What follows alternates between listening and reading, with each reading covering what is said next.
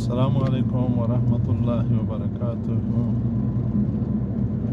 د دې کې چې ښه سهار ولرئ. بندرونو کله چې د یو قام د یو ملت د ولس د یو هیواد وژنه او دښمني پیل شي، یو خو زمونږ ستاسو دښمني وي چې بس کوتک او ټوپک راواخلي او په مخ کې ودرېږي، په کیسې کې نه. یو چې وي بیا سیاسي دښمنیانې چې په سیاست سره یې کوي او په چل ول او ډېر په مهارت سره یې کوي، لکه څنګه چې خدای پاک قرآن پاک کې وایي چې یهود او عیسایان به تاسو کفار به تاسو چې دی نو ډېر په هر طرف نه دشمنی کوي، په خوږی او په ترخې کې ویښ اوسئ. زمونږ دښمنان چې دي د هغوی تربیه شوي دي، هیڅ وخت مخامخ نه راځي. که راځي د دوستۍ په شکل به راځي، په تاسو کې به خلک روزلی وي او بیا به راځي، په هغې به کار وباسي او بیا به ستاسو د مرستو په نوم باندې چې ستاسې مرستې کوو او تاسې ته امن راولو او داسې نور مرستو کې ټول راځي، هر څه راځي.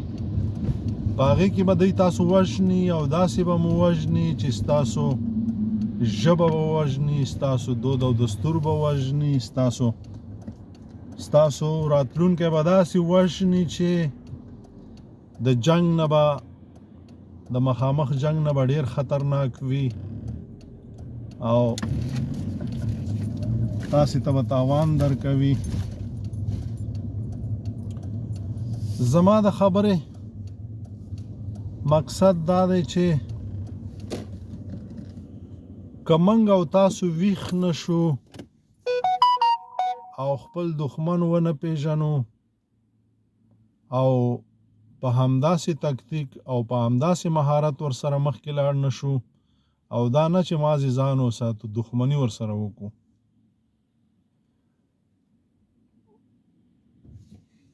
ما درته مخکې وویل چې دوی به ډېر په مکر سره، ډېر په مهارت سره او ډېر په تکتیک سره چې دی ستاسو دښمنیانې کوي. خبره به ښکاره بیخي سمه وي. یوه بیلګه، یو مثال به زه درته وایم، که یو څوک درته راپاڅي او یو ګاونډي او د دوست په شکل کې دشمن، موږ د وطن خلک یو، د غرونو خلک یو، د دیات خلک یو، سره پوهېږو. هغه تا ته وایي چې وسړیه ګوره دا ستا د رور پوله ده، صحیح دی، د پلار زوی ده دی، د مور زوی ده دی، خو دا ستا حق دی او پلار درته وشلی دی او ګوره دا سړی را تېرېږي، په دې خپل حق ورته ټینګ ودرېږه چې لږ درته بد وګوري ډېر ورته بد وګوره او داسې نورې تاسې په خپله ګورئ.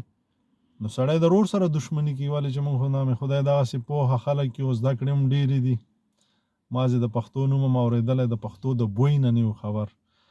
تاسې باور وکړئ موږ ټول هغه کارونه کوو چې هغه د پښتو په ضد دي. ټول هغه کارونه موږ کوو چې هغه د پښتو په ضد دي. د رور دښمني کوو، د تره زوی دښمني کوو، د عزیز دښمني کوو، د خپل قام دښمني کوو، د خپل ملت او د خپل کور دښمني کوو. دوستي داسې نه وي لکه موږ او تاسې چې کوو. نو بیا هغه چې موږ ته وایي، په غوږ کې راته ډکی وي، موږ د رور ډز ته تیارېږو، په وراره ډز کوو، په تره زوی ډز کوو.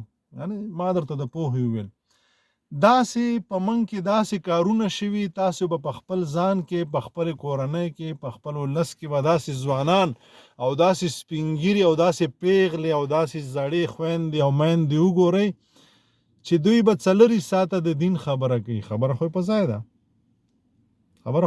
ده، 5 وخته مونځ چې څوک نه کوي خو کافر دی، چې منکرم شي، روژه چې نه نیسي او منکر شي خو کافر دی. د قرآن تلاوت چې همداسې پرېږدي خو دا د مسلمان کار نه دی. د حج نه چې منکر شي، د زکات نه چې منکر شي، چې ښه ذکر کوي، 5 وخته منځونه کوي، تهجد کوي، اوابین کوي، چاشتونه او نفلونه کوي، ذکرونه او تلاوتونه کوي، تبلیغونه کوي، خو ښه مسلمان دی که نه. خو په دې کې دلته چل دی. چل یې دا دی چې ته د پلار د نیکه د جایداد نه، د پلار د نیکه د وطن نه، د خپل ژبې نه، د خپل کلتور نه بھائی اردو میں بات کرو نا مزه آتا ہے. مانه هیڅ نه پوهېږي په خپل ژبې کې دا په باجوړ کې بھائی اردو میں بات کرو نا. ما په ساده کې ما پسې امیر صاحب را پاڅېده، حکیم بھائی اردو میں بات کرو. ما ورته ولې دې کې څوک پنجابی دی؟ نه اردو میں مزه آتا ہے. منګه ذهني غلامان جوړ شوي یو. منګ ته دا خبرې کفر ښکاري. منګ که په فارسی خبرې کوو، منګ که په اردو خبرې کوو، منګ که په هندي خبرې کوو، منګ که په عربي خبرې کوو، منګ په انګریزي او په جرمني او په ایټالوي او په اسمانوي خبرې کوو، که په روسي کوو، هیڅ خبره نشته. خو که زه په خپله خاوره په خپله ژبه خبرې کوم، بیا نو دا تعصب دی او بیا دا زه د اسلام نه موتلی یم او زه چې یم متعصب هم یم او زه د خاورې دښمن هم یم او زه ماته د ټولو نه بیا خلک راپاسي د ټولو نه اول ماته اسلام دی. که په اردو کې وایم بیا نو سم صحابي یم، توبه نعوذ بالله. که په اردو کې خبرې کوم بیا نو داسې مسلمان یم چې سم، او که په پښتو کې حدیث هم وایم بیا نو خلک راته د تعصب په سترګه باندې ګوري. نو زه به راشم، ویډیو رانه اوږدېږي. زما د خبرې مقصد ته چې که موږ او تاسو ویښ نه شو، نن زما په خاوره باندې زما مفتي د خپلې خاورې خبره نه کوي، زما مولا، زما مجاهد، زما امام، زما تبلیغي، زما پیر، زما مرید، زما د هغې ملاتړي د پښتون د خاورې خبره نه کوي، د پښتانه د حق خبره نه کوي، د پښتانه د مرګ د وژنې خبره نه کوي.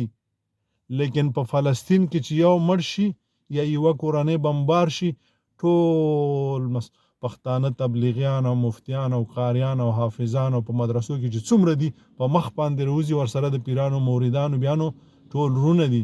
خو په څنګ کې چې 15 جنازې پرتی، مولا صاحب خبر نه دی، مفتی په مدرسې کې خبر نه دی، په سلګونه زره طالبان خبر نه دی، په سلګونه زره تبلیغیان بیا خبر نه دي. دا چا را باندې کړي؟ دا دښمن را باندې کړي. خبره خو سمه ده، مفتی صحیح دی، مولا صحیح دی، طالب صحیح دی، مجاهد صحیح دی، تبلیغي صحیح دی، پیر او مرید صحیح دی. خو او د کړي دي د خپل پلار د جایداد نه، د خپل حق نه او د کړي که د خپل حق خبره کوي، بیا نو دا درته راپاڅي چې ماته د ټولو نه اول چې دی مسلمان دی. نو ستا پلار مسلمان نه دی، ستا نیکه مسلمان نه و، ستا مور مسلمان نه ده، ستا رور، ستا ترزوی، ستا کام قبیل مسلمان نه دی، ستا مدرسه مسلمان نه ده، ستا ښوونځی، ستا خاوره مسلمان نه ده. دې دپاره ته خبره نشي کولی ولې چې بیا څوک تا ته تعصب یي. موږ نن راپاڅېدلي وو، د پنجابي مولایانو خپې چاپې کوو. تو لعنت شه په داسې مسلمان شه. ستا خپل علما لږ دي، ستا عالم هغه دی چې ستا په غم کې ستا تر شا ولاړ وي، ستا تر خوا ولاړ وي، ستا ژبه ستا عالم دی، ستا طاقت ستا عالم دی، ستا مفتی دی. چرته دی؟ تا ته خبره کوي؟ نه، ستا دشمن ته خبره کوي. نو عزیزانو مخکې نظم دا لارې ټولې سمې دي، خو تعداد غلطي ښودل شوی دی ځکه چې د کور غم ونه کړي، ځکه چې د کور غم ونه کړي. د بل غم وکړي خو د کور غم ونه کړي. الله مخاد و آباد لره ژوندي اوسئ. زما د خبرو مقصد دا دی که سره داسې نشو، که تاسو ښه ژوند ولیده یا بریا ولیده، دغسې به در باندې ملنډې وهي. څوک به ستا په نسوارو، څوک به ستا په لمن، څوک به ستا په پرتوګ، څوک به ستا په نوم، او څوک به ستا په دود او دستور او د خپلې فحشه خانې، د خپلې مردګاو خانې، د خپلې شراب خانې، د خپلو لواطت خانو به خبره نه کوي او ستا په نوم به مسخرې کوي او ستا په مولا او ستا په سپینګیري به مسخرې کوي. الله مخاد و آباد لره که ویښ نه شوئ، که ښه ورځ مو ولیده، په ما د لعنت وي او تاسو د بریالي وئ. زه به مړ یم خو ارمان به یې وکړي او وخت به تېر وي. السلام علیکم ورحمة الله.